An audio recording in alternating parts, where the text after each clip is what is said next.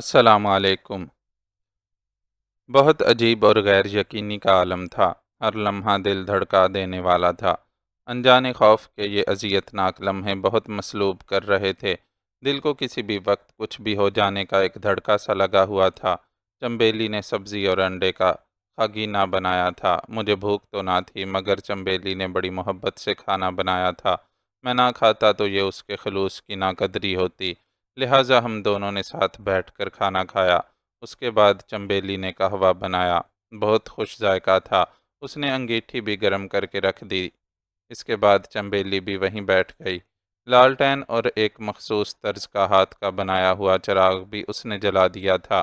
ہم دونوں کے سائے اس کی روشنی میں دیوار پر لرزنے لگے۔ سہراب، تم کون ہو؟ مان، چنبیلی نے اپنی تھوڑی لحاف میں سکیڑ کر گھٹنے پر رکھتے ہوئے مجھ سے ہولے سے پوچھا۔ اس کا انداز مجھے بڑا پراسرار سا لگا۔ میں نے چونک کر اس کی طرف دیکھا۔ اس کی کشادہ اور حسین آنکھوں میں ہزاروں بھید لرزاں تھے۔ میں مسکرا دیا۔ تمہیں میں کیا لگتا ہوں، سرحد پار کا کوئی جاسوس؟ میری بات پر وہ ہنس دی۔ نہیں خیر، ایسی بات تو نہیں۔ پھر ایک ہمکاری سی بھر کر دوبارہ بولی۔ پتہ نہیں کیوں تم مجھے ایک بہت گہرے آدمی لگتے ہو، یا کوئی خاص آدمی؟ مثلاً، میں نے بدستور مسکرا کر پوچھا۔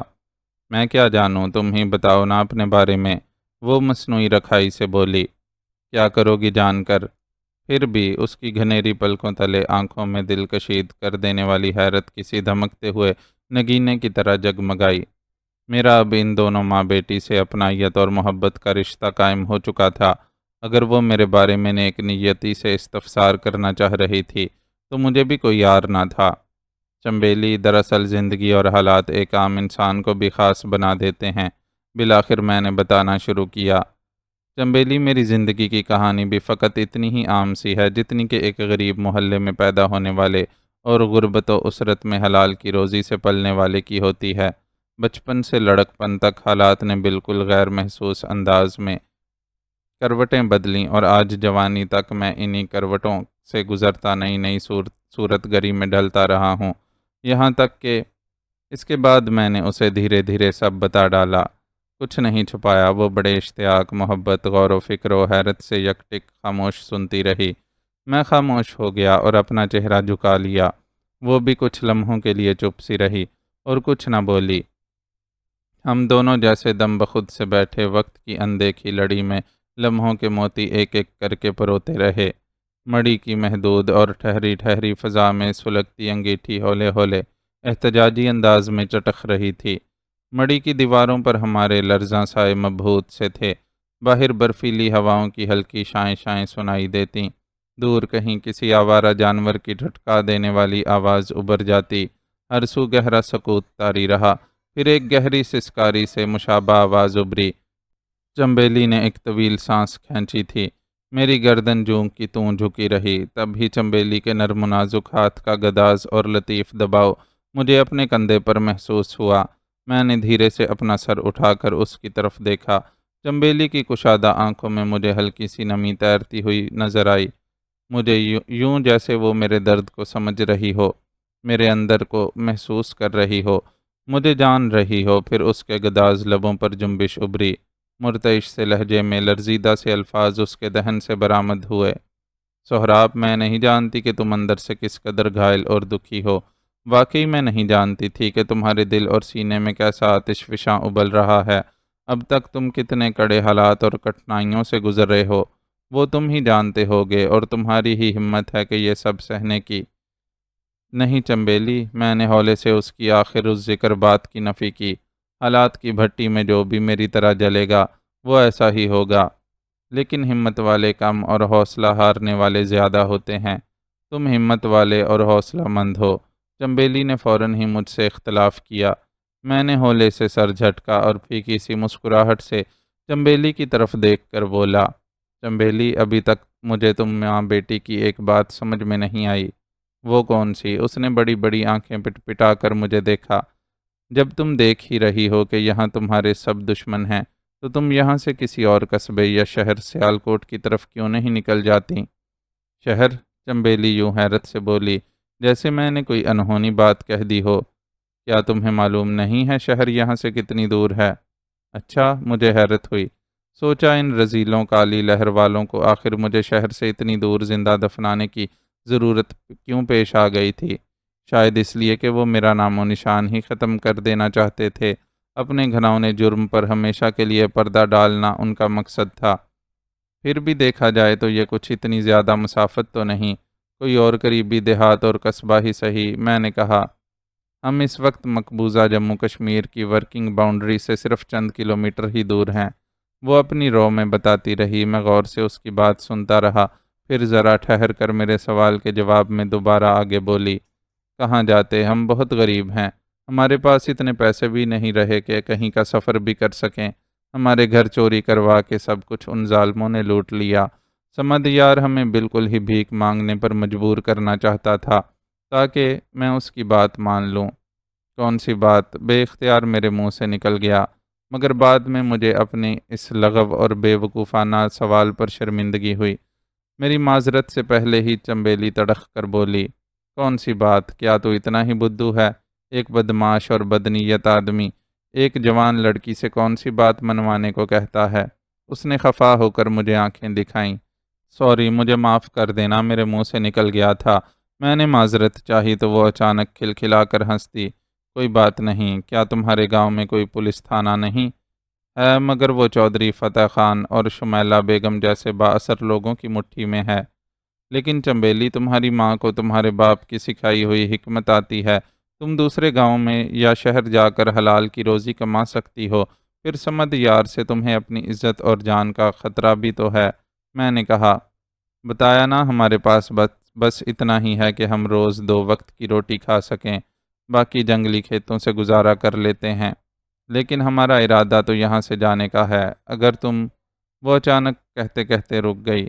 میں کیا؟ میں نے سوالیہ نظروں سے اس کی طرف دیکھا۔ کچھ نہیں، میرا مطلب تھا ہم تمہارے آنے سے 2 1 روز بعد یہاں سے کوچ کرنے ہی والے تھے۔ یہاں سے 6 7 کلومیٹر کے فاصلے پر ایک گاؤں ہے تو صحیح، مگر ابھی اماں پکا فیصلہ نہیں کر پائی ہے۔ وہ کیوں؟ اس لیے کہ وہ گاؤں میرن پور بھی اسی ریڈی گاؤں جیسا ہی ہے۔ چودھری فتح خان کا وہاں بھی بڑا اثر و رسوخ ہے۔ سمد یار بھی وہاں آتا جاتا ہے۔ بھلا وہ کمبخت وہاں بھی میرا پیچھا چھوڑنے والا کہاں ہے؟ بتاتے ہوئے چنبیلی کی آنکھوں میں اداسی اور مایوسی کے سائے لرز گئے۔ تم لوگوں کے لیے بہتر یہی ہے کہ پھر تم شہر کا ہی رخ کرو، میں نے مشورہ دیا۔ کیسے جائیں اتنی دور؟ چنبیلی نے اپنی گھنیری پلکیں پھیلا کر میری طرف سوالیہ انداز میں دیکھا۔ سب ٹھیک ہو جائے گا، ذرا مجھے بھلا چنگا ہو لینے دو، میں نے جیسے ایک عزم تلے کہا۔ اماں کے آنے کی دیر ہے، پھر تم بالکل ٹھیک ہو جاؤ گے، وہ بولی۔ وہ بوٹی کیا ہے؟ کیا کہیں اماں سرحد پار کسی خطرے میں نہ پڑ جائیں؟ میں نے گہری تفکیر سے کہا۔ انہوں نے میری خاطر بڑا خطرہ مول لیا ہے، میں ان کا احسان ساری زندگی نہیں بھلا سکتا۔ وہ ایک قدرتی جنگلی بوٹی ہے، بھاگی بوٹی نام ہے، چنبیلی نے بتایا۔ جموں کے علاقے میں پائی جاتی ہے۔ جموں مقبوضہ کشمیر کا ہی ایک ضلع ہے۔ ادھر سرحد پار چندرا بھاگا کے نام سے ایک دریا بہتا ہے، اس کے کنارے بجوات نامی ایک جنگل میں ہی وہ بوٹی ہوتی ہے، جو قدرتی اور بہت نایاب بھی ہے۔ اسے ہر کوئی نہیں پہچان پاتا، اسی دریا کے نام پر اس جادوئی بوٹی کا نام بھاگی بوٹی پڑا ہے۔ تو پھر یہ دریافت بھارتی سنیاسیوں کے سر جاتی ہے، میں نے کہا۔ نہیں، چنبیلی نے نفی میں سر ہلایا۔ اس بوٹی کی دریافت کا سہرا میرے نانا حکیم نظام شاہ کے سر جاتا ہے۔ اچھا، بڑی خوشی ہوئی یہ سن کر۔ یہ بوٹی بھی حادثاتی طور پر دریافت ہوئی تھی، چنبیلی نے صاف گوئی سے کہا۔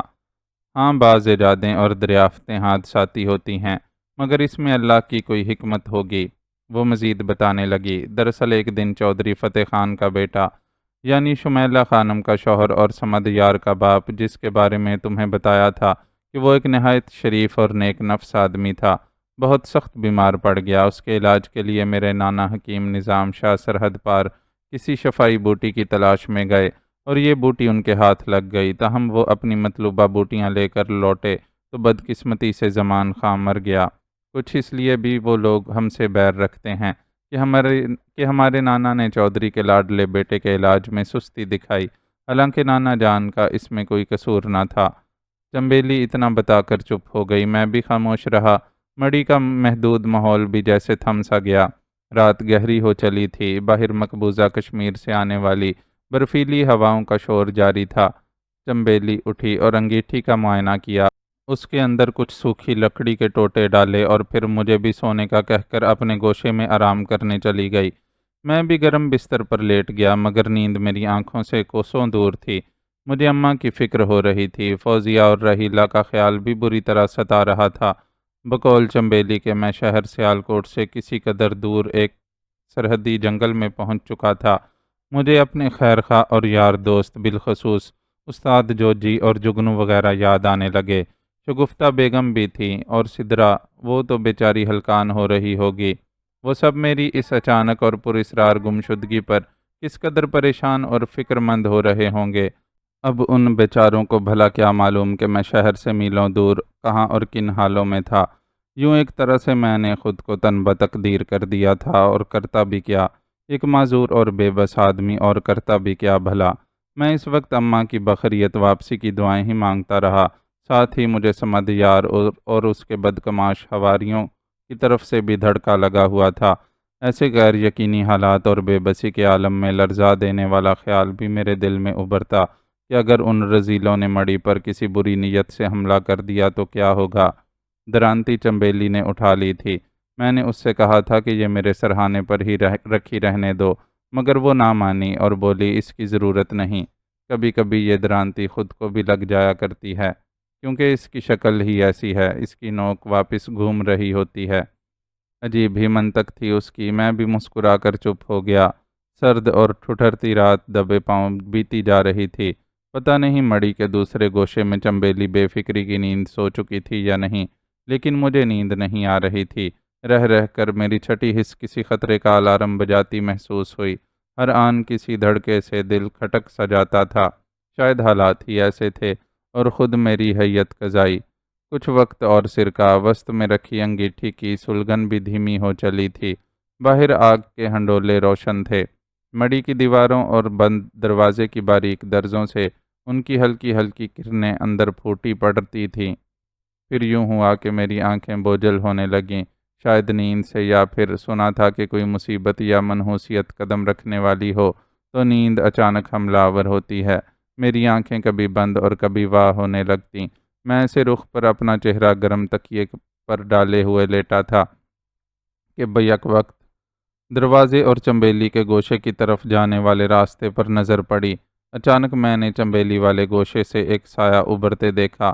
میں چونک پڑا، شاید چنبیلی آ رہی تھی۔ میں سوتا بنا رہا، وہی تھی۔ وہ آہستہ آہستہ بے آواز قدموں سے چلتی ہوئی میرے قریب آئی، مجھے ایک نگاہ دیکھا، پھر قریب رکھے گھڑے سے پانی پیا اور واپس چلی گئی۔ میں بے اختیار مسکرا دیا۔ وہ بھی شاید میری طرح جاگ ہی رہی تھی۔ پھر نہ جانے کب نیند نے مجھ پر غلبہ پا لیا، میں سو چکا تھا۔ اچانک میری آنکھ کھلی، میرا سر تکیے سے باہر تھا۔ میں یوں دائیں پہلو کے بل سویا ہوا تھا کہ جب بھی آنکھ کھلے تو دروازے پر نظر پڑتی رہے۔ وہاں دیکھا تو بری طرح ٹھٹک گیا۔ ایک پراسرار سا سایہ دبے پاؤں اندر داخل ہو چکا تھا۔ میں نہیں دیکھ سکا تھا کہ اس نے دروازہ کیسے کھولا تھا، مگر جان ضرور سکتا تھا کہ اس کے لیے بھلا گھاس پھوس اور سرکنڈوں کی جھونپڑی کا دروازہ کھولنا یا توڑنا کیا مشکل ہو سکتا تھا۔ میں چند ثانیے اسی طرح بے حس و حرکت گویا بظاہر سوتا پڑا رہا، تاہم میری ایک آنکھ کی جھری اس پر اسرار سائے کی حرکات و سکنات ضرور دیکھ رہی تھی۔ میرے دل کی دھڑکنیں یکلخت تیز ہو چلی تھیں اور اعصاب تن گئے تھے۔ وہ خالی ہاتھ ہی نظر آ رہا تھا۔ رک کر اس نے میری جانب اپنی گردن گھما کر دیکھا۔ مجھے سوتا پا کر وہ شاید مطمئن سا ہوا تھا، لیکن پھر اس نے عقب میں اشارہ کیا۔ شاید دروازے کے باہر اس کے اور بھی ساتھی کھڑے تھے۔ اگلے ہی لمحے وہ بھی اندر آ گئے۔ اب ان کی تعداد 3 تھی۔ مدھم روشنی میں اور ایک رخ سے میں ان کے چہرے پہچاننے کی سعی کرتا رہا، کیونکہ انہوں نے چہرے نہیں چھپائے ہوئے تھے، البتہ موٹی شال نما چادریں ضرور اوڑھ رکھی تھیں۔ اگلے ہی لمحے میں جیسے میرے بدترین خدشات درست ثابت ہوئے۔ میں ان تینوں کو پہچان چکا تھا۔ ابھی چند گھنٹے پہلے ہی تو ان رذیلوں سے میری شناسائی ہوئی تھی، اور ان کی دلیری، غرور اور طاقت پر میں اندر ہی اندر بری طرح تل ملا کر رہ گیا تھا۔ ان کی ڈٹائی بھی اپنی جگہ۔ ان میں سے ایک سمد یار تھا، باقی 2 اس کے گماش تھے۔ بظاہر تو یہ خالی ہاتھ نظر آ رہے تھے، مگر ہو سکتا تھا کہ چھوٹے موٹے ہتھیار انہوں نے موٹی چادر کی بکل میں دبا رکھے ہوں۔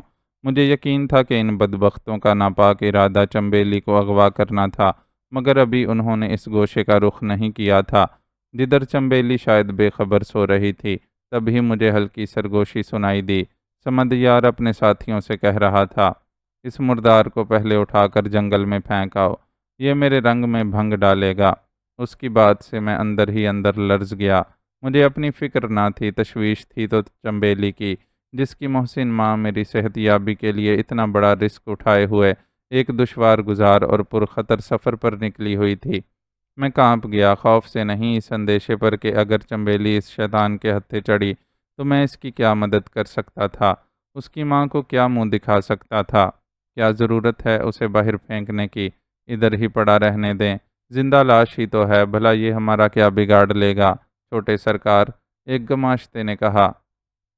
چھبا ٹھیک کہہ رہا ہے چھوٹے سرکار، دوسرے نے بھی اپنے پہلے ساتھی چھبے کی تائید میں سمدیار سے کہا۔ اس نے زیادہ چراند کی تو ادھر ہی لٹا کر لاش باہر اندھی کھو میں پھینک دیں گے۔ یہ بھی صحیح ہے، سمدیار بولا۔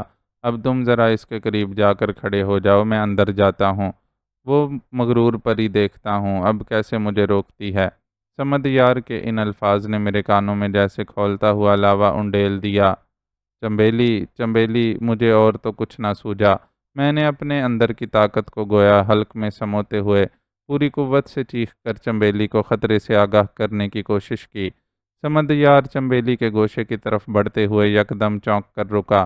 اس کے دونوں گماشتے بھی بری طرح ٹھٹک کر میری جانب گردن موڑے گھورنے لگے۔ دیکھ کیا رہے ہو، خاموش کراؤ اسے، سمدیار نے غرا کر اپنے گماشتوں سے تحکمانہ کہا۔ وہ دونوں ہکا بکا یکدم چابی بھرے کھلونوں کی طرح حرکت میں آئے اور ایک ہی جست میں میرے قریب آن پہنچے۔ یہی نہیں، میرے سر پر پہنچتے ہی انہوں نے جوتوں اور لاتوں کی ٹھوکریں میرے چہرے پر رسید کرنا شروع کر دیں۔ سمدیار چنبیلی والے گوشے میں غائب ہو چکا تھا۔ میں درد و کرب سے تڑپنے اور چیخنے لگا، لیکن میری چیخوں کی صدا میں بلندی نام کو بھی نہ تھی، بس گھٹی گھٹی سی تھی۔ پتہ نہیں میری آواز اندر سوئی چنبیلی نے سنی بھی ہوگی یا نہیں۔ میں نے بچاؤ کے لیے اپنے دونوں ہاتھوں کو حرکت دینا چاہی کہ ان دونوں مردود رذیلوں کی لاتوں کو پکڑ سکوں۔ کچھ کامیاب بھی ہوا، مگر ہاتھوں میں وہ دم خم کہاں رہا تھا، بس حرکت ہی دے پایا تھا۔ اس کے ساتھ ہی میری سماعتیں چنبیلی کی متوقع چیخنے کی آواز کی بھی منتظر تھیں، مگر وہ ابھی ان کا تھی۔ نہ جانے اس سمدیار نے اس بیچاری کو سوتے میں کسی شکاری باز کی طرح جھپٹ لیا تھا، مگر نہیں، وہ باز کہاں تھا، وہ تو کرگس تھا، ایک بھوکا گدھ۔ چند ہی ثانیوں بعد میں اپنے چہرے پر پڑنے والی ٹھوکروں کی تکلیف کو بھول گیا اور وہ دونوں گماشتے بھی چونک کر تھم گئے۔ سمدیار دوبارہ گوشے سے نمودار ہوا تھا۔ ہم تینوں ہی جیسے سب کچھ بھول کر اس کی طرف دیکھنے لگے کہ ماجرا کیا ہے۔ وہ کتیا جل دے کر بھاگ نکلی ہے، دفتن ہی سمدیار نے اپنی جھلائی ہوئی آواز میں اعلان کیا۔ میرے اندر یک گونا سکون اور اطمینان پھیل گیا۔ چنبیلی مجھ سے زیادہ خطرے کی بو سونگھ کر محتاط رہی تھی اور موقع تاک کر اپنی عزت اور جان بچا کر بھاگ نکلی تھی۔ مجھے حیرت تھی کہ وہ کس وقت اور کہاں سے نکلی تھی۔ شاید اس گوشے میں بھی کوئی کھڑکی تھی یا پھر کوئی نکاسی کا خفیہ دروازہ، کیونکہ میں ابھی تک اس گوشے کے اندر نہیں گیا تھا۔ لیکن جہاں مجھے چنبیلی کے نکل بھاگنے کی مسرت ہوئی تھی، وہیں ایک دکھ بھی محسوس ہوا اور فکر بھی کہ وہ بیچاری اس ٹھٹرتی ہوئی سرد رات اور ویران اندھیرے جنگل میں کہاں تک مدد کے لیے جا سکتی تھی۔ مجھے اپنے آپ پر شرم محسوس ہونے لگی۔ میں اس کے لیے کچھ بھی نہیں کر پا رہا تھا، ایک زندہ لاش کی مثل تھا۔ پہلی بار مجھے سمدیار اور اس کے ان دونوں گماشتوں سے زیادہ رانگا بابا اور میڈم لچھمی کے خلاف ایک جلتی سلگتی نفرت کا احساس ہوا۔ ایک لہر سی تھی جو پورے بدن میں سرایت کرتی چلی گئی۔ مجھے ان دونوں رذیلوں نے کس حال میں پہنچا دیا تھا۔ کھڑے میرا منہ کیا تک رہے ہو؟ مان، سمدیار گرج کر اپنے گماشتوں سے بولا۔ جاؤ باہر جا کر اسے تلاش کر کے لاؤ۔ وہ کتیا پہلے ہی خطرے کی بو سونگھ کر کھڑکی سے بھاگ نکلی ہے، میں ادھر ہی اس کے پاس رکتا ہوں۔ اس کا آخری اس ذکر اشارہ میری طرف تھا۔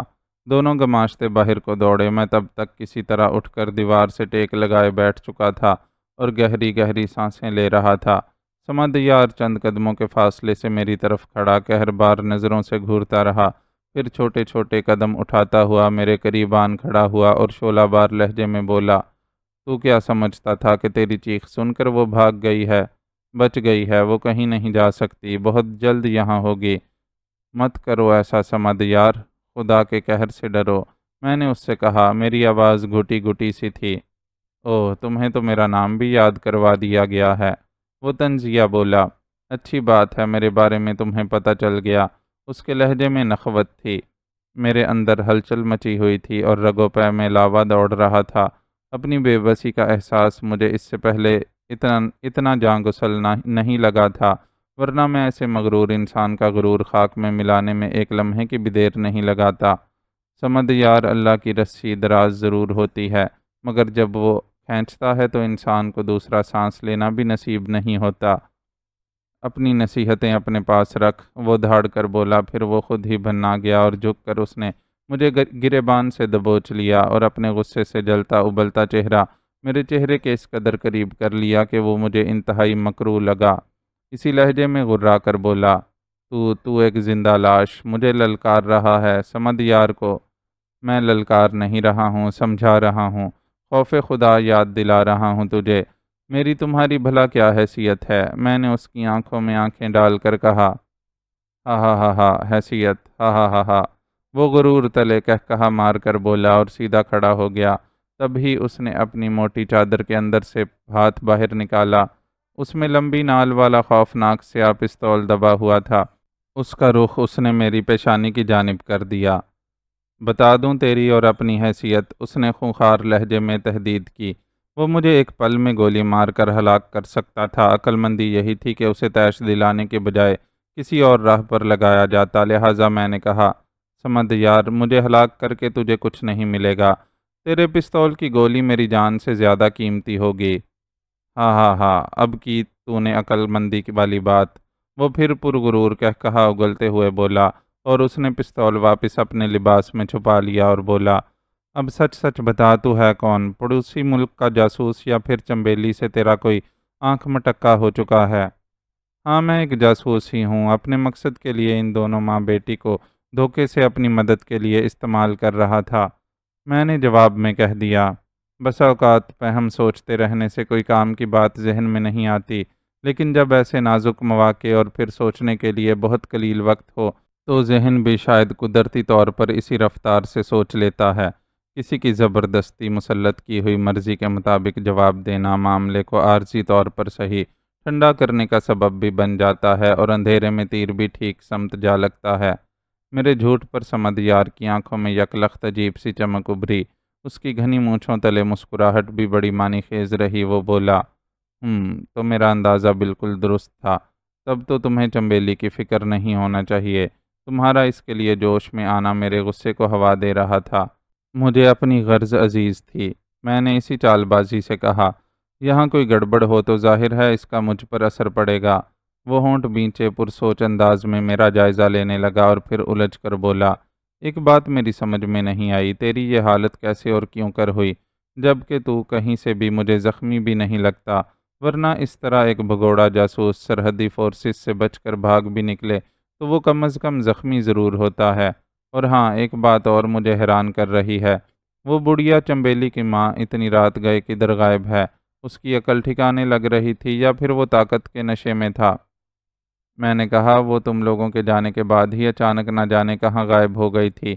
میں اور چنبیلی اسی وجہ سے پریشان تھے اور ہمیں اسی فکر سے رات گئے تک نیند نہیں آ رہی تھی۔ سوئے تو تم لوگ آ گئے۔ تم کس مشن پر آئے ہو؟ اس نے بھویں سکیڑ کر سوال کیا۔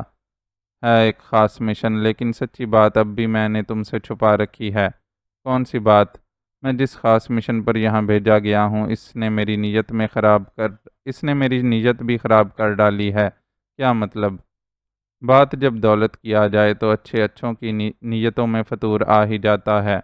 دولت؟ کیسی دولت؟ وہ چونکا۔ میں جانتا تھا کہ دولت کی ہوس ہی ایسی ہوتی ہے کہ وہ اچھے بھلے انسان کی عقل پر پردہ ڈال دیتی ہے۔ اس کی دلچسپی ظاہر کرتی تھی کہ وہ میرے جھانسے میں آ رہا تھا۔ دراصل میں نے پینترا ہی کچھ ایسے انداز میں بدل کر اس سے یہ سب کہا تھا کہ وہ یقین کر لے۔ ایک مفکر کا قول میں نے کہیں سن رکھا تھا کہ جب تم دیکھو مد مقابل تم پر الزام تراشی میں غالب آ چکا ہے تو اسے ایسا ہی بن کر دھوکہ دو جیسا کہ وہ تمہیں سمجھے ہوئے ہے۔ یہ غالب مد مقابل کی فطرت ہوتی ہے اور وہ اپنے اندر ایسا فخر محسوس کرتا ہے کہ پھر وہ تم پر یقین کرنے لگتا ہے۔ یہی منزل اسے دھوکہ دینے اور اس پر غالب آنے کی ہوتی ہے۔ میں بھی یہی کر رہا تھا، وہ میری باتوں میں آ گیا تھا۔ تم نے مجھے یہاں مشہور کروا کر بہت برا کیا، جس سے میرا ذاتی مشن خطرے میں پڑ گیا۔ میں نے کہا، کھل کر بات کرو ورنہ مجھ سے برا کوئی نہیں ہوگا۔ وہ برہم ہو کر بولا، لیکن اب اس کے لب و لہجے میں پہلے جیسی تندی یا استہزاء نہیں تھا۔ میں نے کہا، میرے پاس اب اس کے سوا چارہ ہی کیا بچا ہے کہ میں تم سے کھل کر ہی بات کروں۔ میں نے مکاری سے کہا، ورنہ یہ ضرور ہوگا کہ میرے ہاتھ کچھ آئے گا نہ تمہارے، تو کیوں نہ تم سے مل کر ہی نصف حصے کی دولت کا مالک تو بن ہی جاؤں۔ تم نہ جانے کیا بکواس کیے جا رہے ہو۔ وہ جھلا گیا۔ سب سے پہلا کام تم یہ کرو کہ تمہارے جو دو گماشتے اس لڑکی کو پکڑنے گئے ہیں اسے کچھ مت کہنا۔ ہاں، عادتاً اسے چھوٹی موٹی دھمکی دے کر لوٹ جاؤ اور مجھے بھی دو ایک ہاتھ مار لینا، یہ ضروری ہے۔ اس کے بعد ہی میں تمہیں اپنی بکواس بند کر دو۔ اب وہ غصے سے دھاڑا، تم لاغر اور معذور مجھے بیوقوف بنا کر اپنا الو سیدھا نہیں کر سکتے۔ مجھے توقع تھی کہ وہ اتنی آسانی سے میرے پھیلائے ہوئے جال میں نہیں پھنسنے والا تھا، اس لیے میں نے اپنا اعتماد متزلزل نہیں ہونے دیا اور معنی خیز انداز میں مسکرا کر بولا، سوچ لو، کیا تم اپنے علاوہ ان ماں بیٹی کو بھی اس اہم راز میں شریک کرنا چاہتے ہو تو ٹھیک ہے، 3 حصے کر لیں گے۔ اب وہ واقعی آپے سے باہر ہو گیا اور ایک بار پھر اپنی چادر کے اندر سے وہی لمبی نال والا بھیانک پستول نکال کر مجھ پر تان لیا اور دانت پیستے ہوئے بولا، اب اگر تم نے پوری بات مجھے نہیں بتائی تو میں تمہیں سچ مچ گولی مار دوں گا۔ میں یہی چاہتا تھا، اسے تیش دلا کر اس کی عقل ضبط کر ڈالوں۔ میں نے کہا، آج سے کچھ عرصہ پہلے میں اپنے 2 ساتھیوں کے ساتھ ایک خفیہ مشن پر یہاں آیا تھا۔ مشن تو پورا نہ ہو سکا اور ہم بارڈر سیکیورٹی فورسز کی فائرنگ سے بال بال بچ کر یہاں آن پہنچے، اور جس اسمگلر نے ہمیں اپنے اونٹ ریڑے پر دیگر لوگوں کے ساتھ خانہ بدوشوں کے بیس میں رکھا تھا، وہ در حقیقت راجستھانی ڈاکوؤں کا ایک ٹولہ تھا۔ انہوں نے کسی راجا کی دولت لوٹی تھی اور 5 بڑی بڑی دیگوں میں ڈال کر جموں کے راستے سرحد پار کر کے یہاں تک پہنچے تھے۔ ہمیں بھنک ملی تو میں نے اپنے ساتھیوں کے ساتھ ان کی لوٹی ہوئی دولت کو ہتھیانے کا منصوبہ بنایا۔ مشن تو ہمارا ناکام ہو ہی گیا تھا، مگر اتنی ساری دولت دیکھ کر ہماری نیتوں میں فتور آ گیا تھا۔ ہم خود چاہتے تھے کہ اس خطرناک نوکری سے جان چھوٹے اور بہت سی دولت کے ساتھ کسی اور اچھے اور بڑے ملک جا کر سکون اور عیش کی زندگی بسر کریں۔ القصہ ہم نے ایک موقع پر شراب میں زہر ڈال کر سارے ڈاکوؤں کو ہلاک کر ڈالا اور پھر ان کی دیگوں کو ایک جنگل میں خفیہ مقام پر دبا دیا کہ کسی وقت واپس آ کر اسے استعمال کرنے کی کوشش کریں گے۔ بدقسمتی سے جب ہم واپس لوٹنے لگے تو ایک بار پھر بارڈر فورسز کی فائرنگ کی زد میں آ گئے۔ میں اپنے ملک جانے کے بجائے دوبارہ الٹے پاؤں ادھر ہی پلٹ آیا۔ میرے دونوں ساتھی مارے گئے، میری کمر پر چوٹ لگی، میں اسی وجہ سے معذور ہوا ہوں، مگر یہ بوڑھی خاتون میرا علاج کر رہی ہے اور مجھے افاقہ ہے۔ اب میں واپس اپنے ملک نہیں جانا چاہتا۔ صحت مند ہونے کے بعد یہ ساری دولت کسی طرح سمیٹ کر آگے کہیں نکل جانا چاہتا تھا، مگر اس کے لیے صبر اور مناسب وقت گزارنا ضروری تھا۔ یہی سوچا تھا کہ یہاں کا عام باشندہ بن کر ادھر ہی کچھ وقت گزارتا رہوں گا کہ تمہارا مسئلہ آن کھڑا ہوا۔ اب تم فیصلہ کر لو۔ میں اتنا بتا کر چپ ہو گیا، لیکن دزدیدہ نظروں سے اس کے درست چہرے پر اپنی بات کی اثر پذیری کے تاثرات بھی بھانپنے کی کوشش کرتا رہا۔ اب میں کہہ سکتا تھا کہ وہ متاثر ہونے لگا تھا۔ میرے آدھے سچ اور آدھے جھوٹ کا فارمولہ کامیاب رہا۔ وہ مجھے پڑوسی ملک کا جاسوس سمجھنے لگا، خاص سازش ہی سہی، مگر بہرحال وہ اس کی نظر میں سچ ثابت ہوا تھا، اور یوں وہ میری آگے کی رنگ آمیزی میں آ گیا۔ وہ دولت تم نے کہاں چھپائی ہے؟ اس نے سوال کیا۔ اسی وقت اس کے وہی دونوں گماشتے اندر داخل ہوئے جو چنبیلی کی تلاش میں نکلے تھے اور کامیاب لوٹے تھے، کیونکہ چنبیلی بیچاری ان کی گرفت میں بری طرح مچل رہی تھی۔ اسے خراشیں بھی آئی ہوئی تھیں اور سردی کے مارے اس کا برا حال ہو رہا تھا۔ میرا دل اندر سے اڑنے لگا۔ چنبیلی بھی مجھے سمد یار کے رحم و کرم پر دیکھ کر پریشان نظر آنے لگی، لیکن میں ابھی اسے کسی قسم کی تسلی دینے کی پوزیشن میں نہیں تھا۔ وقت کا منتظر ضرور تھا۔ چھوڑ دو اسے۔ سمدیار نے اچانک اپنے دونوں گماشتوں کی طرف دیکھ کر حکم صادر کیا۔ یکلخت میرے اندر مسرت چمکی۔ گماشتوں نے پہلے حیرت سے سمدیار کی طرف دیکھا، پھر چنبیلی کو۔ اس کے بعد انہوں نے فوراً اسے چھوڑ دیا۔ وہ میری طرف دوڑی اور میرے قریب آ کر کھڑی ہو گئی۔ میری چال کی کامیاب پیش بندی میرے سامنے تھی۔ سمدیار نے ایک نظر چنبیلی پر اور پھر مجھ پر ڈالی۔ اس کے بعد بولا، ٹھیک ہے سہراب، اس واقعے کو بھول جانا اور میں کل صبح تم سے ملنے کے لیے آؤں گا۔ میں نے اس کی طرف دیکھ کر مسکراتے ہوئے سر ہلایا، پھر اس نے اپنے حیران پریشان سے کھڑے گماشتوں کو اشارہ کیا اور مڑی سے باہر نکل گیا۔ چنبیلی کی ساری تشویش اور ہراسگی ایک لمحے میں ہوا ہو گئی۔ وہ کبھی دروازے کی طرف دیکھتی اور کبھی میری طرف، جبکہ میرے ہونٹوں پر معنی خیز مسکراہٹ رقصاں تھی۔ تم نے اس سنگ دل پر کیسا جادو کر دیا؟ وہ تو چلا گیا، وہ ہکلاتے ہوئے مسرت اور حیرانی کے ملے جلے تاثرات سے بولی۔ وہ مردود تو مجھے کچا چبانے کے لیے پاگل سا ہوا جا رہا تھا۔ خس کم جہاں پاک، کیا تمہیں یہ اچھا نہیں لگا؟ میں نے مسکرا کر اس کی طرف دیکھا۔ یہ مردود یہاں سے بغیر کوئی خون خرابہ کیے دفع ہو گیا، بھلا اس سے اچھی اور کیا بات ہو سکتی ہے؟ لیکن یہ سب ہوا کیسے؟ تم نے اس درندے کو کیسے قابو کیا، جبکہ تم تو چنبیلی پر حیرتوں کے پہاڑ ہنوز ٹوٹے پڑ رہے تھے۔ میں جسمانی طور پر مفلوج ہوا ہوں، مگر دماغ تو میرا پوری طرح کام کر رہا ہے نا۔ یہ اسی کی کرامات ہیں۔ میرے خدا، بے اختیار چنبیلی کے منہ سے نکلا۔ اس نے دروازہ بند کیا اور میرے قریب آ کر فرشی بستر پر بیٹھ گئی۔ کیسے ہوا یہ سب؟ رات کے گزرتے آخری پہر میں دھیرے دھیرے اسے سب بتاتا چلا گیا۔ صبح دن چڑھے تک میں لمبی تانے سوتا رہا۔ چنبیلی بھی دیر سے اٹھی۔ یہاں کوئی گھڑی وغیرہ نہ تھی، خود ہی وقت کا اندازہ لگا لیا جاتا۔ چنبیلی نے میرے اور اپنے لیے ناشتہ تیار کیا اور لے آئی۔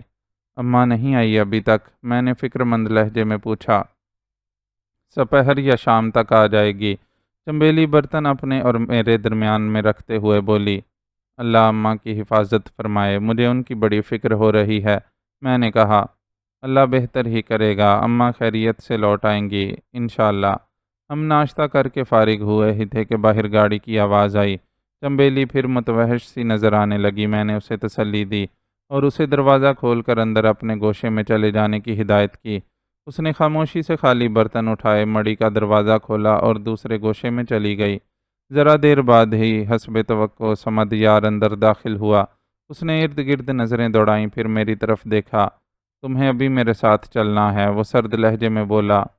میں تیار ہوں، میں نے بھی فوراً کہہ ڈالا، لیکن تم میری حالت دیکھ رہے ہو، میں زیادہ دیر چل نہیں سکتا، مجھے سہارا دینا ہوگا۔ اس نے مڑی کے کھلے دروازے کی جانب منہ کر کے اپنے دونوں گماشتوں کو آواز دی۔ وہ اندر آ گئے، پھر انہیں مخصوص اشارہ کیا۔ وہ میری طرف بڑھے۔ میں چنبیلی کو چونکہ سب کچھ بتا چکا تھا، اس لیے وہ اندر ہی رہی تھی، لیکن میں جانتا تھا کہ یہ ساری حقیقت بتانے کے باوصف وہ بیچاری پھر بھی میری طرف سے پریشان اور متفکر ہوگی، کیونکہ مصیبت ٹل تو گئی تھی مگر عارضی طور پر۔ حالات اب بھی غیر یقینی تھے، مگر مجھے اپنے اوپر اعتماد تھا۔ میں یہاں بھی کوئی نہ کوئی نکاسی کی صورت تلاش کر ہی لوں گا۔ وہ دونوں مجھے سہارا دیے باہر آ گئے۔ سامنے سمدیار کی جیپ کھڑی تھی۔ انہوں نے مجھے ڈرائیور کے برابر والی سیٹ پر بٹھا دیا اور خود بھی نشستوں پر براجمان ہو گئے۔ سمدیار بھی گھوم کر ڈرائیونگ سیٹ پر آ بیٹھا۔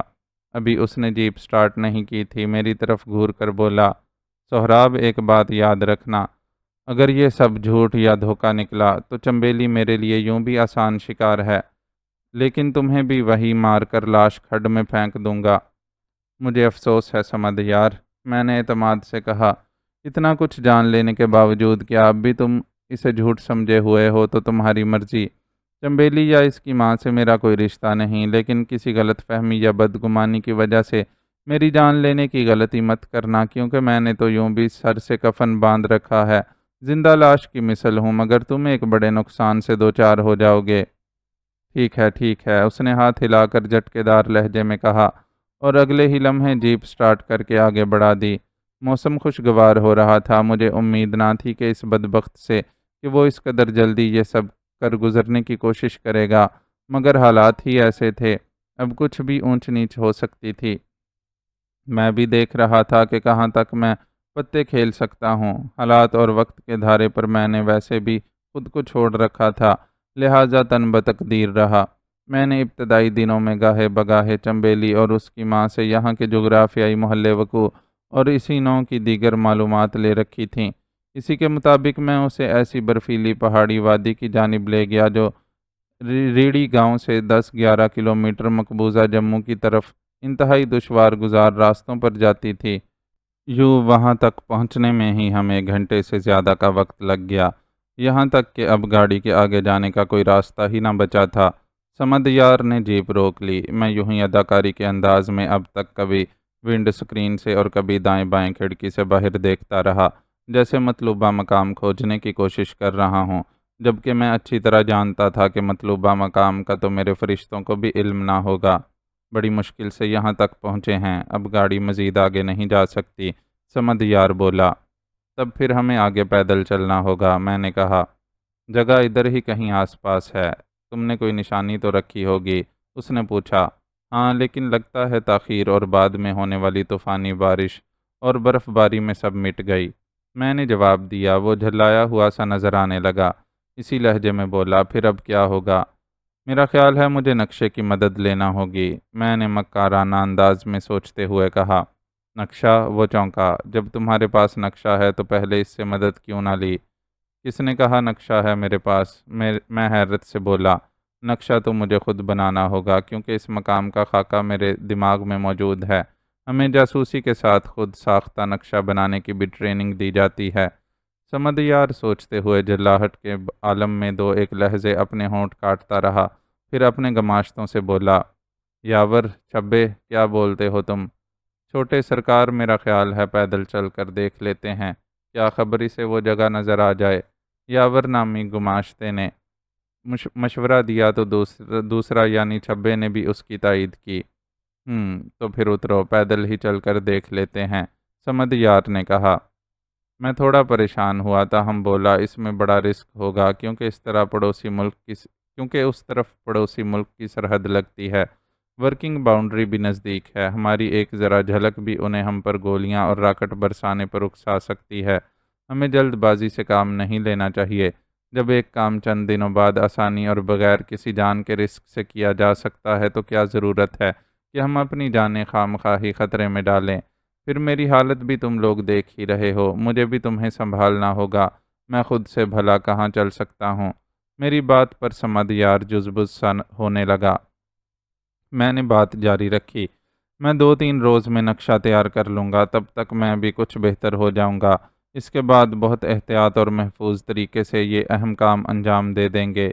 इसकी क्या ज़मानत है कि तुम्हारा महज अंदाजे से ही बनाया हुआ नक्शा 100% दुरुस्त होगा? यावर ने सवाल किया। वो खासा चालाक था। मैंने कहा, अंदाज़ा 100% भला कब दुरुस्त समझा जाता है, लेकिन तुमने शायद सुना नहीं कि हमें नक्शा बनाने की भी खसूसी तरबियत दी जाती है। 100% नहीं तो 90% दुरुस्त होगा, क्या ये कम है? छोटे सरकार, मुझे इसकी बात में वज़न लगता है, आगे आपकी मर्ज़ी। चब्बे ने कहा। तखातब समद यार ही था। ठीक है, वापस चलते हैं, उसने कहा। जीप का इंजन स्टार्ट था। मेरी ये चाल भी कामयाब रही, ताहम अब भी आगे बहुत से खदशात मौजूद थे। पलटते वक्त समद यार को मैंने नक्शा बनाने से मुतल्लिक वो तमाम अशिया बता दी जो काम में लाई जा सकती थीं।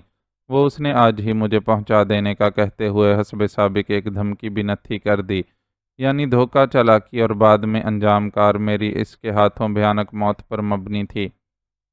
वो मुझे वापस मड़ी पर उतार कर चले गए। चंबेली बेचारी बड़ी परेशान कुन बेचैनी के साथ मेरी वापसी की मुंतज़िर थी। मुझे सही सलामत उनके साथ देखकर उसने इत्मीनान की सांस ली। वो मुझे सहारा दिए अंदर आ गई। अम्मा अभी तक नहीं आई थी, दोपहर हो चली थी। तू ठीक तो है ना? तुझे इन जालमों ने मारा वारा तो नहीं? चंबेली ने फिक्रमंदी से पूछा। नहीं, ऐसा कुछ नहीं हुआ अभी, मैंने आहिस्तगी से कहा और मकदूर भर अपने सहारे से अपने फर्शी बिस्तर पर दीवार से टेक लगाकर बैठ गया। शुक्र है अल्लाह का, वो बोली। खुदा गारत करे इन मरदूदों को, मगर तूने अब इन्हें अपने पीछे लगाकर ख़तरनाक काम किया है। अपने पीछे ना लगाता तो ये रजील तेरे पीछे पड़ जाते, मैंने बेतासुर मुस्कुराहट से कहा। उसके सजीले चेहरे पर एक रंग सा आकर गुजर गया और वो भेदों भरे लहजे में बोली, میری خاطر تو نے کیوں اپنی جان خطرے میں ڈال دی سہراب؟ تیری تو پہلے ہی حالت اتنی خراب ہے، پھر تو نے ابھی اپنی منگیتر اور بہن راہیلہ کو بھی ڈھونڈنا ہے۔ ان کا اللہ مالک ہے، میرا بھی اللہ مالک ہے، تو بس بھلا چنگا ہو کر یہاں سے جتنی جلدی ہو سکے چلا جا۔ کہتی ہوئی چنبیلی نے اپنا چہرہ دوسری طرف کر لیا۔ کیا ہوا، مجھ سے اکتا گئی ہو تم؟ میں نے یوں ہی ہلکی مسکراہٹ تلے کہا۔ اس نے ایک دم میری طرف چہرہ گھمایا اور اپنے نازک ہاتھ کی ہتھیلی یکدم میرے ہونٹوں پر رکھ دی، لیکن دوسرے ہی لمحے کچھ سوچ کر اس نے یکدم ہٹا لی اور بولی، ایسا کیوں کہتے ہو؟ میں بھلا تم سے کیوں اکتانے لگی؟ لیکن تم کچھ بھی نہ بولو اور نہ سوچو۔ میں نے اس کی بات کاٹ دی، بس تم یہ دعا کرو کہ اماں خیریت سے واپس لوٹ آئیں اور میرا علاج ہو جائے، پھر سب ٹھیک ہو جائے گا۔ وہ ایک ٹک میری جانب گہری گہری نگاہوں سے تکتی رہی۔ اس کے گداز لب مرتعش تھے، یوں جیسے کچھ انکہے جذبات کے سمندر میں بے چین الفاظ کی کشتیاں کسی ساحل کی آس میں ہلکورے لے رہی ہوں۔ میں کھانا لاتی ہوں، وہ یہ کہہ کر میرے پاس سے اٹھ کر چلی گئی۔ میں سوچتا رہ گیا۔ چنبیلی ایک خوبصورت اور سیدھی سادی سی دیہاتی لڑکی تھی، ایسی لڑکی جسے اپنے خوابوں کے شہزادے کا انتظار ہوتا ہے اور وہ اپنے اندیکھے شہزادے کے خیالوں اور خوابوں میں سپنے بنتی رہتی ہیں۔ اب تک اس کے دل پر کسی شہزادے نے دستک دے دینی چاہیے اب تک اس کے دل پر کسی شہزادے کو دستک دے دینی چاہیے تھی۔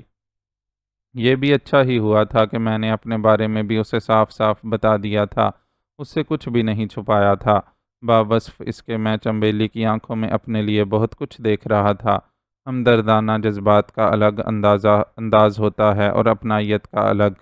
میں کسی خوش فہمی کا شکار تو نہ تھا، نہ ہی مجھے اس کی ضرورت تھی، لیکن چنبیلی کا اس طرح اچانک تڑپ کر میرے منہ پر ہاتھ رکھنے کا انداز اور اس کی آنکھوں میں درد کی لہر نے مجھے بہت کچھ باور کرا دیا تھا۔ تاہم مجھے تسلی تو تھی کہ ہم دونوں ہی اس حقیقت سے واقف تھے کہ چنبیلی میری اور میں اس کی جس قسم کی بھی مدد کر رہے تھے وہ محض انسانیت کے اعلیٰ جذبات کی مراج اور ہمدردی کے سوا اور کچھ بھی نہ تھا۔ لیکن تعلق خاطر کا جذبہ بھی اپنے اندر بہت قوت رکھتا ہے۔ یہ تیسرے دروازے سے آ کے اندر کی دنیا اتھل پتھل کر ڈالتا ہے، ثابت قدمی کو تہس نہس کر دیتا ہے۔ اس کے در آنے کے بہت سے خفیہ دروازے ہوتے ہیں اور اندیکھے بھی۔ وہ میرے لیے کھانا لائی۔ اس کا چہرہ مجھے کچھ اترا اترا سا نظر آنے لگا۔ کچھ سوچ کر میں نے بھی اسے چھیڑنا مناسب نہ سمجھا۔ اس کی صبیح پیشانی پر ان گنت سوچوں کی لکیریں کسی ادھورے خواب کا بننا ظاہر کر رہی تھیں۔ وہ خاموشی اور جھکی جھکی نگاہوں کے ساتھ کھانے کے برتن میرے سامنے رکھ کر اندر جانے لگی تو میں نے پکارا، چنبیلی۔ وہ مڑی۔ تم کھانا نہیں کھاؤ گی؟ میں نے پوچھا۔ مجھے بھوک نہیں ہے۔ تو پھر مجھے بھی بھوک نہیں ہے، میں نے بھی اسے جواب مسکت عطا کر دیا۔ وہ ایک دم سے بڑی بڑی گھنیری پلکیں پھیلا کر مجھے تکنے لگی۔ اس کی گہری آنکھوں میں مہجوریت کا ایک درد تھا، یوں جیسے میں ابھی اسے الوداع کہنے لگا ہوں۔ اچھا، اس نے دھیرے سے کہا اور میرے ساتھ بیٹھ کر کھانا کھانے لگی۔ انداز بے دلی کا سا تھا، تب ہی میں نے اس کا ہاتھ ہولے سے تھاما۔ جب وہ منہ میں نوالا ڈال چکی تو بولا، چنبیلی، زندگی کے راستوں میں بہت سے لوگ آتے جاتے اور ملتے بچھڑتے ہیں، یہی زندگی ہے، اداس مت ہونا۔ مجھے آخر تو ایک دن یہاں سے جانا ہی ہے۔ تم نے پھر ایسے کیوں کہا تھا کہ ہم تم سے اکتا گئے ہیں؟ اس نے ہولے سے شکوہ کیا۔ اوہو، تم ایک ہی بات دل کو لگا بیٹھی ہو۔ میں نے تو یوں ہی مذاق میں کہا تھا۔ ماحول کی اداسی کو دور کرنے کی غرض سے میں مسکرا کر بولا، کیا تم مجھے ایسا ہی کم ظرف سمجھتی ہو؟ تم اور اماں تو میرے لیے نجات دہندہ ثابت ہوئی ہو۔ قبر میں زندہ لیٹنے والے ایک ایسے شخص کو تم دونوں نے سنبھالا دیا جو واقعی ایک زندہ لاش کی مثل تھا۔ یہی نہیں، اب اماں میری صحت یابی کے لیے کتنا بڑا خطرہ مول لے کر اور اپنی جوان بیٹی کو خطرے میں چھوڑ کر طویل پیدل سفر پر جا نکلیں۔ یہ میں بھول سکتا ہوں؟ کبھی نہیں، کبھی بھی نہیں۔ پہلی بار چنبیلی کی آنکھوں میں مسرت چمکی۔ وہ کچھ شوخ سی ہو کر بولی، میں نے بھی مذاق میں ہی تمہیں چھیڑا تھا، چلو کھانا ختم کرو۔ ہم دونوں ہی مسکرانے لگے۔ کھانے سے فارغ ہو کر ہم دونوں باتیں کرنے کے ساتھ اماں کی واپسی کا انتظار کرنے لگے۔ تمہیں مہلت تو مل گئی ہے، لیکن اب اس نقلی خزانے کی کہانی کو کہاں تک چلا سکتے ہو؟ سمد یار، بہت اتاولا ہو رہا ہے، مجھے ڈر ہے کہیں غصے اور جلاہٹ میں آ کر وہ تمہیں کوئی نقصان نہ پہنچا دے۔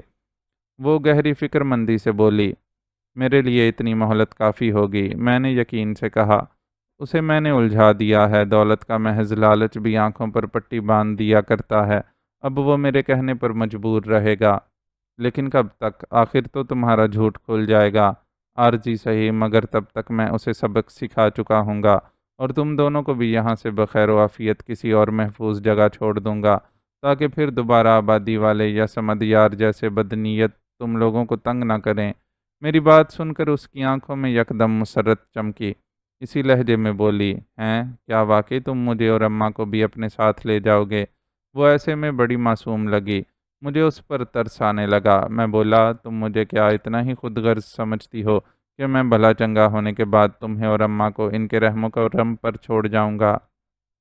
کمال ہی کر دیا تم نے تو چنبیلی، میں ہنسا۔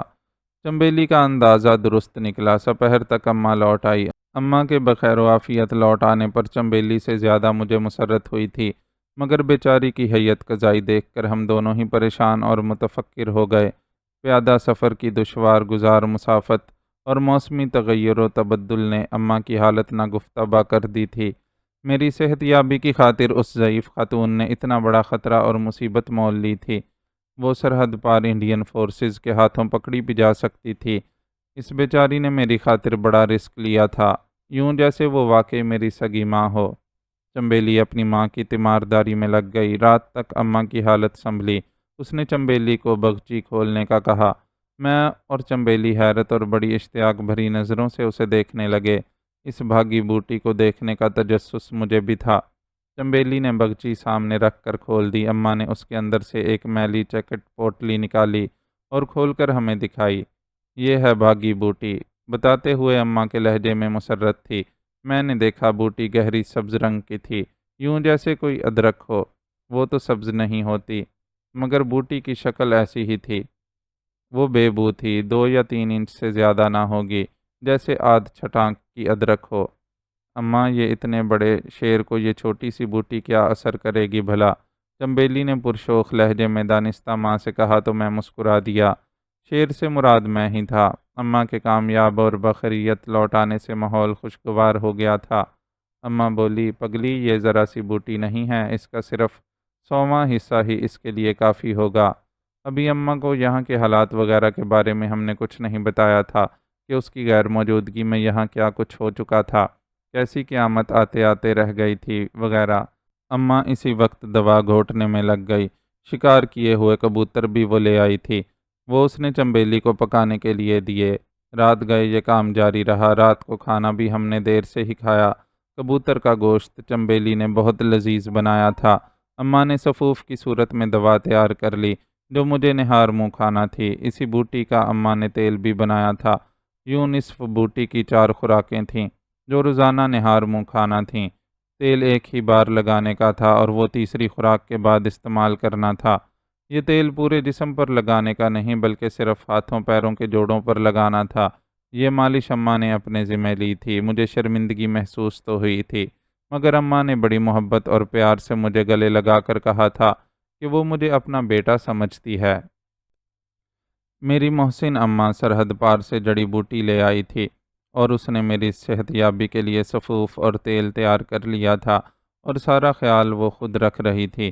اس کے بعد جب چنبیلی اور میں نے اسے یہاں کے حالات کے بارے میں بتایا تو میرا اور چنبیلی کا خیال تھا کہ اماں یہ سن کر پریشان ہو جائے گی، مگر اس کے برعکس وہ بڑی طمانت بھری مسکراہٹ سے بولی، مجھے پورا یقین تھا کہ میرا بیٹا سہراب جسم کا ہی نہیں، دماغ کا بھی کم نہیں۔ بے شک اس نے عارضی طور پر ہی صحیح اتنی مہلت تو لے ہی لی ہے کہ اس کے بھلے چنگے ہو جانے کے بعد وہ اس بدبخت سمدیار کو اچھا سبق سکھائے گا۔ اماں، تو کیا تم نے اسے سمدیار سے جنگ کرنے کے لیے تیار کیا ہے؟ چنبیلی نے پوچھا۔ نہیں، جنگ یا جھگڑا اچھی بات تو نہیں ہے بیٹی، مگر چھوڑو اماں اس کی باتیں۔ میں نے اماں کی بات کاٹی۔ یہ بتاؤ کیا میں ان 4 دنوں میں ٹھیک ہو جاؤں گا؟ میری بات سن کر اماں اپنی بوڑھی آنکھوں سے میری طرف دیکھ کر مسکرائی اور بولی، اللہ کرے گا تو پہلی ہی خوراک میں ٹھیک ہو جائے گا، مگر آخری اور چوتھی خوراک کے بعد تو دیکھنا تیرا جی کرے گا کہ تو پہاڑ سے بھی ٹکرا جائے۔ اچھا اماں، چنبیلی مجھے چھیڑنے کی خاطر مصنوعی طنز سے بولی، کیا سہراب ٹارزن بن جائے گا؟ میں نے چنبیلی کو گھور کر دیکھا اور بولا، ٹارزن نہیں، میں دیو بن جاؤں گا اور تجھے کھا جاؤں گا۔ چنبیلی ہنس پڑی۔ اماں بھی ہم دونوں کو اس طرح ہنستے دیکھ کر مسکرانے لگی اور بہت گہری گہری نظروں سے ہمیں تکنے لگی، پھر اسی انداز سے بولی، اللہ تم دونوں کو خوش رکھے، سدا سکھی رکھے۔ اماں کے ان الفاظ نے مجھے اور چنبیلی دونوں کو ایک لہجے کے لیے گمسم سا کر دیا۔ پھر چنبیلی کے ہنستے مسکراتے چہرے پر ایک رنگ سا آ کر گزر گیا اور خاصی خفگی کے ساتھ اس نے اماں کی طرف دیکھ کر کہا، اماں تو بھی نہ بس ایسے ہی بولے چلی جاتی ہے، اور پھر وہ اٹھ کر خاموشی سے اپنے گوشے کی جانب بڑھتی چلی گئی۔ اماں اپنی بیٹی کے ایک دم ناراض ہونے پر حیران سی ہو گئی اور پھر اس کے جانے کے بعد میری طرف دیکھ کر بولی، کیا تم دونوں کے درمیان کوئی جھگڑا وغیرہ ہوا تھا؟ نہیں اماں، جھگڑا بھلا کیا ہونا، اس بیچاری نے تو میرا بہت خیال رکھا ہے، میں نے ہولے سے کہا۔ جھلی ہے، شرما گئی، اماں مسکرا کر بولی، لیکن پھر شاید اس کی تسلی نہیں ہوئی اور وہ بھی اٹھ کر بیٹی کے پیچھے چلی گئی۔ میں کچھ بھول رہا تھا ان جذبات اور احساسات کو جو ایک ماں کی اپنی جوان اور کنواری بیٹی کے لیے ہمیشہ سے ہی ہوتے ہیں، اور میں شاید یہ بھی بھول گیا تھا کہ مجھے اپنے بارے میں صرف چنبیلی کو ہی نہیں بلکہ اماں کو بھی سب بتا دینا چاہیے تھا۔ جوان بیٹیوں کی مائیں ایسی ہی ہوتی ہیں، انہیں اپنی نہیں بیٹی کی فکر سب سے زیادہ ہوتی ہے۔ اگر اماں بھی میرے اور چنبیلی کے بارے میں ایسا کچھ سمجھ رہی تھی تو یہ ایک فطری بات تھی، اس میں کسی کا قصور نہ تھا۔ کھانا کھا کر ہم سو گئے۔ صبح صادق مجھے چنبیلی نے آ کر جگایا اور بوٹی کا بنایا ہوا سفوف کھانے کو دیا۔ اماں نے کہا تھا کہ سہراب کو کہنا یہ دوا کھانے سے پہلے 3 بار بسم اللہ اور ہووش شافی پڑھ لے۔ چنبیلی بولی، ساتھ ہی سراہی سے پانی کا آدھا گلاس بھر لائی۔ میں نے اس کے ہاتھ سے پڑیا لی اور اپنے منہ میں رکھی۔ چنبیلی کے ہاتھ سے پانی کا گلاس لیا اور دوا کے ساتھ پی گیا۔ دوا بے بو اور بے ذائقہ تھی۔ ابھی دوا کھائے مجھے چند ہی سیکنڈ ہوئے تھے کہ مجھے پیٹ میں درد سا محسوس ہونے لگا۔ میں یہی سمجھا کہ نہار منہ کھانے سے شاید معدے پر زور پڑا ہو۔ میں نے کوئی شکایت نہ کی۔ چنبیلی چلی گئی۔ میرے پیٹ کا درد بڑھنے لگا۔ درد ایسا ہی تھا جیسے اینٹھن ہو رہی ہو اور معدے میں کوئی سوئے سے سوراخ کر رہا ہو۔ مجھے یہ سوچ کر تشویش ہوئی کہیں دوا کا کوئی الٹا اثر یا ری ایکشن تو نہیں ہو رہا۔ میں نے چنبیلی کو آواز دی، شاید اس تک آواز نہیں پہنچی تھی۔ میں نے دوبارہ اسے اور اماں کو یکے بعد دیگرے پکارا، ساتھ ہی اپنے دونوں ہاتھوں سے پیٹ پکڑ کر فرشی بستر پر ہی دوہرا ہو گیا۔ درد اس قدر شدید تھا کہ مجھ سے اب پکارا بھی نہیں جا رہا تھا۔ میں کراہنے لگا، ایسا لگا جیسے میری زندگی ختم ہو رہی ہو۔ دوا نے شاید الٹا اثر دکھا دیا تھا۔ مجھے حیرت تھی کہ اماں اور چنبیلی کہاں چلی گئی تھیں۔ کم از کم اماں یا چنبیلی کو تو موجود ہونا چاہیے تھا۔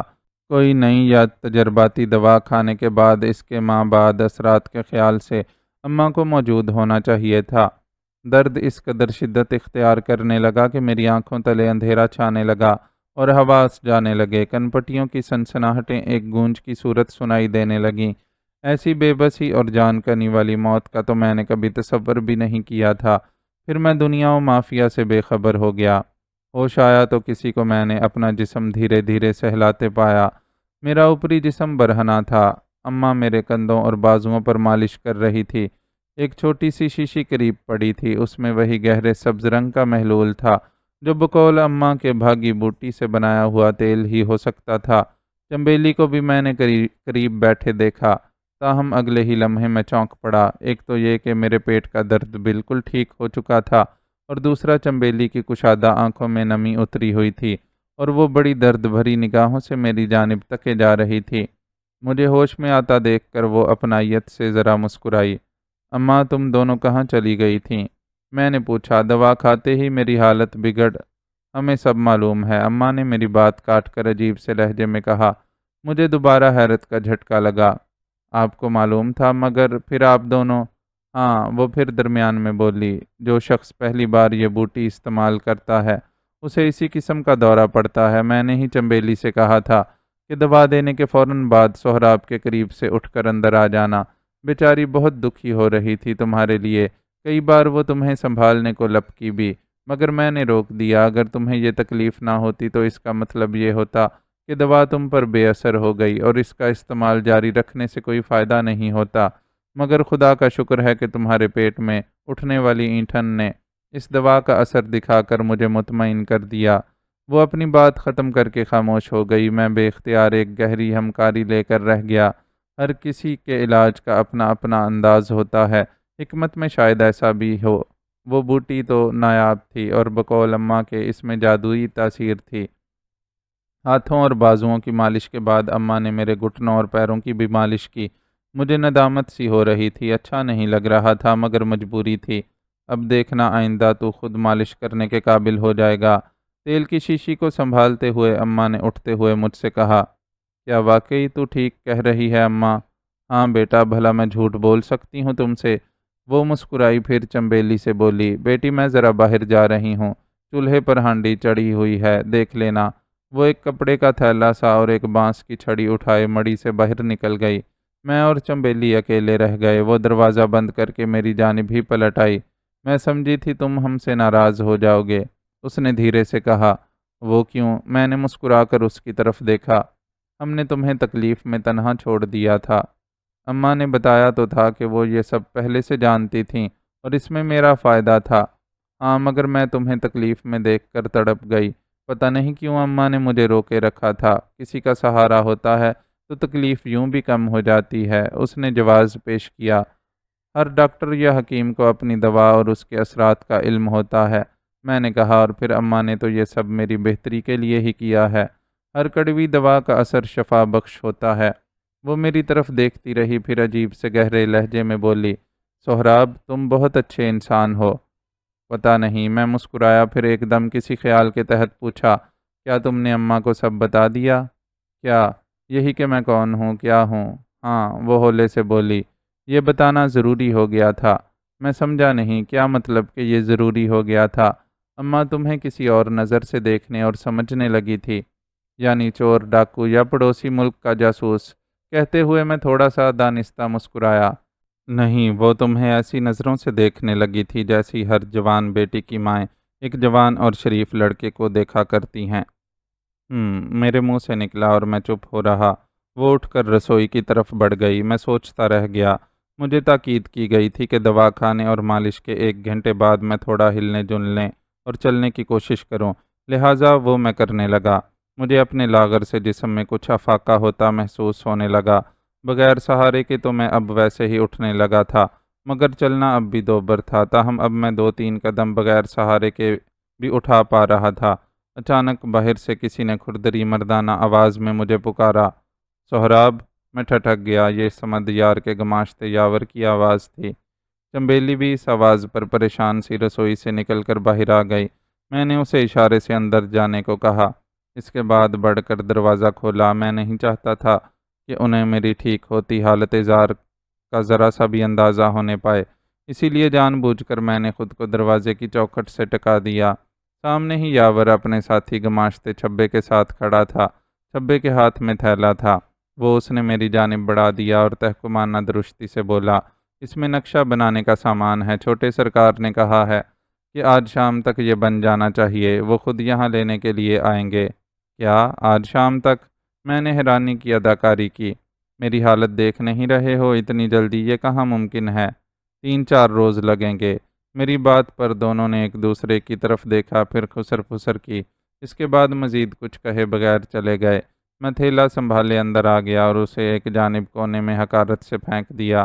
اس میں کیا ہے؟ ان کے جانے کے بعد چنبیلی نکل آئی۔ نقشہ بنانے کا سامان بھیجا ہے سمد یار نے۔ اچھا، لیکن اب میں اس کا نقشہ بگاڑنے کی تیاری کروں گا، میں نے دانت پیس کر نفرت انگیز لہجے میں کہا۔ چنبیلی فکر مند لہجے میں بولی، دفع کرو اسے، صحت یابی کے بعد یہاں سے بخیر و عافیت نکلنے کی سوچو۔ میں اکیلا نہیں جاؤں گا، میں نے فیصلہ کن لہجے میں کہا۔ تمہیں اور اماں کو بھی کسی محفوظ ٹھکانے تک چھوڑوں گا، لیکن تمہیں ایک اور اہم فرض بھی نبھانا ہے جو ہم سے زیادہ ضروری ہے۔ چنبیلی نے کہا، کیا تمہیں اپنی منگیتر اور بہن کی فکر نہیں؟ وہ بیچاریاں کہاں اور کس حال میں ہوں گی؟ وہ متفکر لہجے میں بولی، وہ جہاں اور جس حال میں ہوں گی ان دونوں کا اللہ مالک ہے۔ میں نے کہا، اب میرا پہلا فرض تم اور اماں ہو۔ اماں بیٹی بھلا کہاں جا سکتی ہیں؟ وہ دل مسوس کر بولی، تو کیا تم دونوں کو اس درندہ صفت سمد یار اور بے حس بستی والوں کے رحم و کرم پر چھوڑ دوں؟ ہرگز نہیں، میں نے جوش سے کہا۔ اماں کو آ لینے دو، میں آج ہی ان سے اس سلسلے میں بات کروں گا۔ چنبیلی خاموش ہو گئی اور رسوئی کی جانب مڑ گئی۔ میں آہستہ آہستہ چلتا ہوا مڑی سے باہر آ گیا۔ آج پہلی بار میں خود اور بغیر کسی سہارے کے اندر سے چل کر باہر آیا تھا۔ ہر طرف خوشگوار دھوپ نکلی ہوئی تھی۔ دور ترائیوں اور برفیلی پہاڑیوں تک کھلے نیلے آسمان کی تنی ہوئی چادر بھلی معلوم ہوتی تھی۔ چیڑ، صنوبر اور دیودار کے درخت قدرت کی صناعی کا شاہکار پیش کر رہے تھے۔ آبادی سے دھوئیں کی لکیریں وہاں مچلتی زندگی کا پتہ دیتی تھیں۔ عقب اور دائیں بائیں جنگل میں بھانت بھانت کے پرندوں کی مدرباں چہچہاہٹ دل و دماغ اور اعصاب پر اچھا اثر ڈال رہی تھی۔ ہلکی سی دھند کی چادر بھی کبھی کبھی نشیب و فراز کے جنگلات میں تنی دکھائی دے جاتی۔ غرض یہ کہ بہت خوشگوار فضا تھی۔ میں مڑی سے زیادہ دور نہیں گیا تھا اور خود کو یہاں کھلی فضا میں وارم اپ کرنے لگا۔ ایک جگہ مجھے درخت کا شہتیر گرا نظر آیا۔ وہاں ایک بڑا سا پہاڑی پتھر بھی پڑا تھا۔ میں اس طرف گیا اور اپنی جسمانی طاقت کو آزمانے کی خاطر اس گرے ہوئے بڑے سے شہتیر کو ہلانے جلانے لگا۔ ساتھ ہی پہاڑی پتھر پر اپنی پشت ٹکا کر زور آزمائی کرنے لگا۔ اتنی سی مشقت سے ہی مجھے اس سرد موسم میں بھی پسینہ آ گیا۔ آج اتنا ہی کافی سمجھ کر میں واپس مڑی میں آ گیا۔ اتنی دیر میں اماں بھی آ گئی۔ وہ جنگل سے کچھ پھل سبزی اور اپنے بچھائے ہوئے کانٹا جال میں پھنسے کبوتر بھی لے آئی تھی۔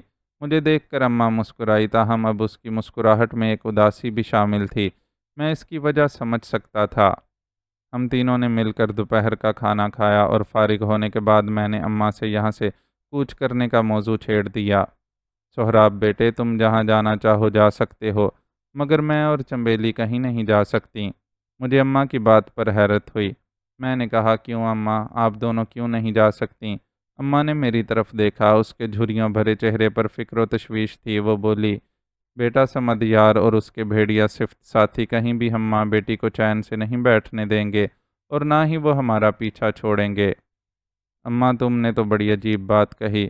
میں نے کہا، یہاں تم کون سا محفوظ ہو؟ کیا تم اس رات والا حملہ بھول گئیں؟ مجھے تو ابھی تک اس کے تصور سے ہی لرزہ طاری ہو جاتا ہے۔ یہ تو اللہ نے مدد کی اور میرے دماغ میں ان سے نجات پانے کی ترکیب آ گئی، ورنہ میں کیا کر سکتا تھا؟ تمہاری بات بھی ٹھیک ہے، لیکن یہاں کم از کم پولیس اور دیگر لوگوں کی مدد کا تو سہارا رہتا ہے۔ مجھے اماں کی بات بہت ہی بے وقوفانہ لگی۔ حیرت بھی ہوئی کہ اتنی عمر میں بھی ہمت اور حوصلے والی ہو کر اماں ایسا کہہ رہی تھی۔ پھر اس سے پہلے کہ میں کچھ کہتا، چنبیلی ماں سے بولی، اماں، یہاں کون سا لوگ مصیبت میں ہماری مدد کو آ جاتے ہیں؟ پولیس بھی ان بڑے لوگوں کی مٹھی میں ہے۔ سب ان کی ہاں میں ہاں نہیں ملاتے۔ اماں نے اپنی بیٹی سے کہا، گاؤں کے زیادہ تر لوگ انہیں سخت ناپسند کرتے ہیں۔ وہ تو بیچارے ڈر کر خاموش رہتے ہیں۔ اور پھر یہ تو بتا، بھلا ہم جائیں گے بھی کہاں؟